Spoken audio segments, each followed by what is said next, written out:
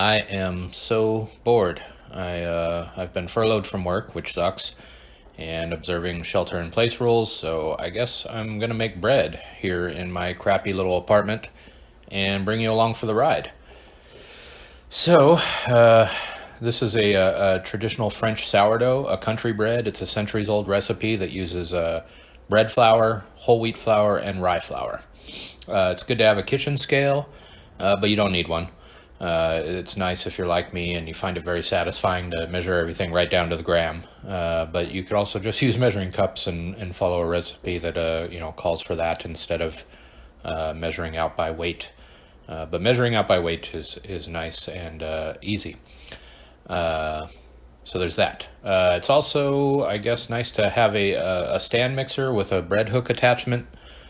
Again, you don't need that either, but it makes it a lot easier for the kneading portion of making your bread. You can use the stand mixer, or you can just knead the dough by hand on your countertop. Some people don't knead the dough at all with this recipe. They just stretch and fold, which we're going to do that too, and we'll get into that later. It's nice to have a spatula of some sort to scrape the side of the bowl when you're mixing the flour and the water. And then a proofing basket like this one. This is called a banneton. It's for it allows the dough to hold its shape during the final rise or the final ferment. And you could just use a bowl that's lined with cloth and flour. That'll work too, or parchment paper. But this is the traditional way, and this comes lined with cloth too, but most people take it out and just line the basket with flour like I've done.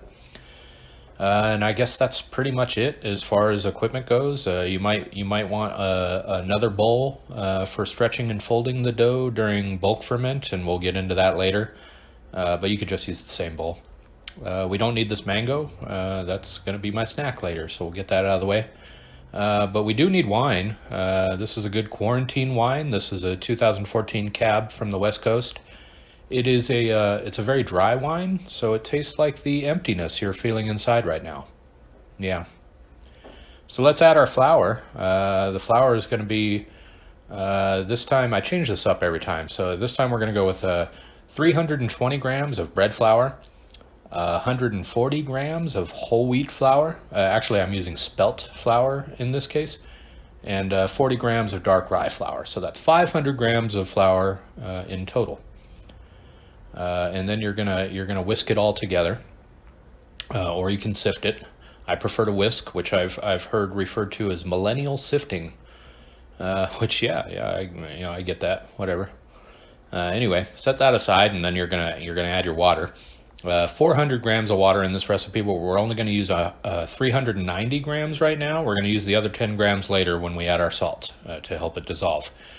So 390 grams of water, and then we're also going to add our starter. So let's talk about starter for a second. That's what makes this bread what it is a sourdough starter. A sourdough starter is basically like a dough that you're just always keeping active. You're always using some and adding more flour and water. This is my sourdough starter right after I've added more flour and water, and over the course of 4 hours it rises like this and eventually falls, and every 24 hours I give it more flour and water after using some or discarding some.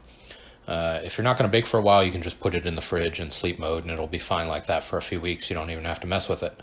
But it's good to keep this on hand because this means you always have yeast for baking. So any recipe that calls for active dry yeast, you use this instead. This tastes better. It makes a better product, and it's better for you. It has probiotic qualities, but like all wild things, wild yeast is kind of unpredictable, a little bit trickier to work with. But once you get used to it, it's the way to go. So you're going to use, I guess, like 120 grams of this for now, and just add that to your water, like you would with active dry yeast, and you're going to dissolve it in the water. To get it all incorporated there, and you'll let it sit for a few minutes to kind of activate. Some bakers will add the flour and water together and let that sit for at least a good hour before adding the starter. This gives it more time for the dough to develop, but I don't know, this method is how I learned and it works fine for me. So after letting that sit for a while, you're gonna add your flour. Just dump it all in, and this is where your spatula or your dough whisk or whatever you're using comes in. This is a free little flimsy little Tupperware spatula. I got it at a Tupperware sale. It works great because I can work it around the bowl really easily. So now we're going to go ahead and introduce the flour in the water. We're just going to get the flour to absorb all the water. We're not trying to make a smooth dough at this point. It's actually going to be, we're going for a rough, shaggy dough, kind of like a biscuit dough like you see here. And this is it. This is pretty much what you want. And once you reach that point, cover it up with plastic wrap or a towel and let it sit for 45 minutes. And then while that sits, we'll go ahead and feed our starter. Give it some more flour and water, mix it up, and put it back in the pantry to be used another time.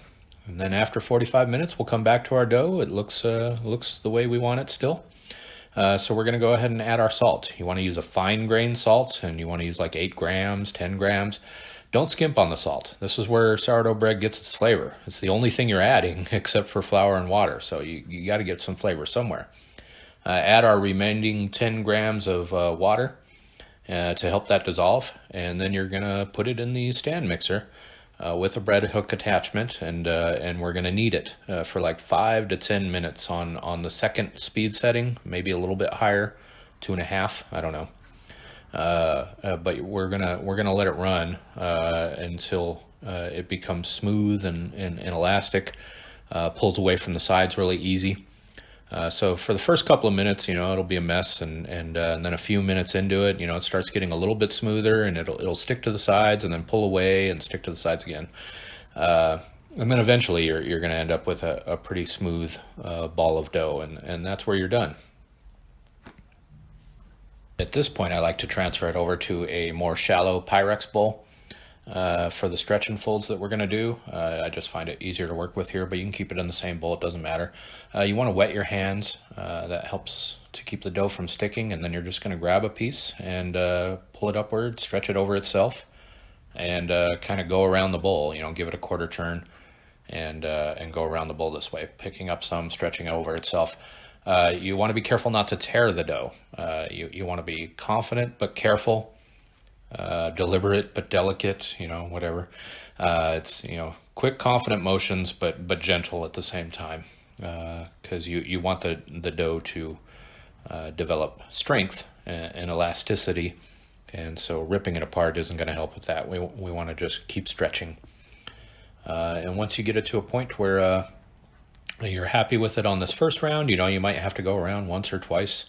Go ahead and cover it with plastic wrap and let it sit for a good 30, 45 minutes. You're going to get some dough on your fingers, and that's okay. Getting dirty is fun. So anyway, you'll come back to it about another 45 minutes later and do another round of stretch and folds. And as you keep working with it, you're going to notice that the dough is definitely expanding in volume, becoming more pillowy, more elastic too. It's getting stronger. Eventually, after 2 or 3 rounds of this, it'll get to the point where you can lift it like that right out of the bowl and without it tearing. And that's a good sign that your dough is getting close to ready for final shaping. So after a few rounds, that's where you're at. You're going to shape the dough. First, you're going to lightly flour your surface. I use a 50-50 mix of rice flour and all-purpose flour for dusting my surfaces. That's kind of a baker's secret. The rice flour, a little bit of it goes a long way to keep anything from sticking to your surface. And because you don't want to use too much flour, because that's going to ruin the taste of your bread. So anyway, go ahead and roll it out of your bowl onto the counter, and then we're going to just kind of do the same thing that we've been doing in the bowl, where you sort of stretch and fold it over itself, and then you're just going to pick the whole thing up and flip it over, sticky side down, and start shaping it. To shape it, you just push it along the countertop while giving it a turn. Pushing it this way kind of gets it to slide and stretch along the top, developing some surface tension, almost like a skin. And there you go. You get a rough ball that sort of holds its shape. You're going to get some like air bubbles and stuff like that there. You can pop those, no big deal. There's lots of gases being produced, and that's part of this process. The yeast is eating up the starches and converting those to carbon dioxide. Anyway, you'll let that sit for a few minutes and then come back to it again later. And we're going to do the final shaping. So we'll dust it with a little bit more flour and smooth that over. And then just do the same thing you did the first time, where we're kind of pushing it along the surface while giving it kind of a quarter turn with each push until you get a ball. Not a perfect sphere, obviously, but a good dough ball. And this is called a boule. It's kind of the traditional shape for an artisan style sourdough bread. At that point, you can let it sit for several minutes. Like if there's a rough seam at the bottom of it that you created, you want that to kind of smooth out. But I'm just going to go ahead and just flip it straight over and drop it into the basket. And as you can see, there's a little bit of a seam there that was created while I was pushing it along the counter, but that'll close up on its own just fine. So you're going to dust it with some more flour and then cover it with plastic. I like to put it in a bread bag and then let it sit here for about an hour. And then I'm going to put it in the fridge. And at that point, that's called cold proofing. And at that point, you can come back to it whenever you're ready. You can put it in, this slows down the fermentation process. So you can come back an hour later or 24 hours later. It's, whatever works best for your schedule. And then when you're ready, like for me, this is the following day. And as you can see here in my crappy little apartment, I have crappy little appliances, and this oven is probably older than I am, but it just goes to show that you don't need to be living in your dream house with your dream kitchen to make good stuff. But what you do want to have is a Dutch oven like this one. This helps to trap the steam being released from the dough in those first few critical minutes, because the dough needs to rise. You don't want it to harden too quickly, so the steam is going to help keep the dough soft while it rises.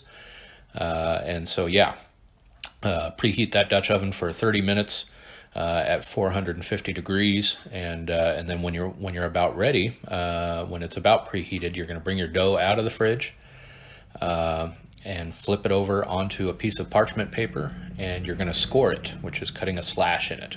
That helps guide how it's going to rise. You score it using a razor blade, either attached to a stick, or I just use the blade by itself, whatever you're comfortable with. Go ahead and, place your parchment paper, position it over the basket, flip it over, and you usually got to give it some, shaking and tapping to get it to release from the basket without tearing the dough, but it's usually not very difficult. And then you can score it using pretty patterns. You can do shallow slashes to make leaves or flowers or spiral designs or whatever the heck you want. I'm not going to be taking this to a dinner party or anything like that. This is just for my son and I. So I'm just going to do a slash down the middle.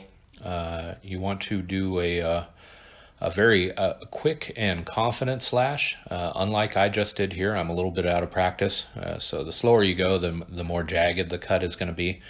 If you go really quickly, it'll make a nice clean cut. I made a cross, and usually that opens up and makes a nice pretty loaf of bread. And then you're going to pick it up by the parchment paper like a hammock, drop it into your Dutch oven, and bake it for 50 minutes. And then you're ready for the big reveal. There is bread, and the apartment smells amazing right now. There's nothing better than the smell of fresh bread in your home. Nothing compares to it. You're going to put it on a wire rack and let it cool for at least a good 90 minutes. Unlike brownies or cookies, the sourdough bread is not good straight out of the oven. It's still going to be doughy and shaggy. The texture is going to be unpleasant if you try to eat it too soon. But after it cools, it's time for the magic.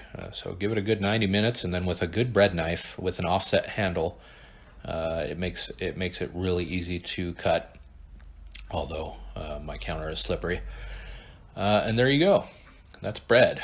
with the kind of crumb that I like. It's light and airy, but without huge holes, so you can still spread, butter and jam on it without it falling through. Those little end pieces are just the best. But you can have it for sandwiches. I like to put lemon curd on mine. That's weird, but whatever. Anyway, enjoy your bread.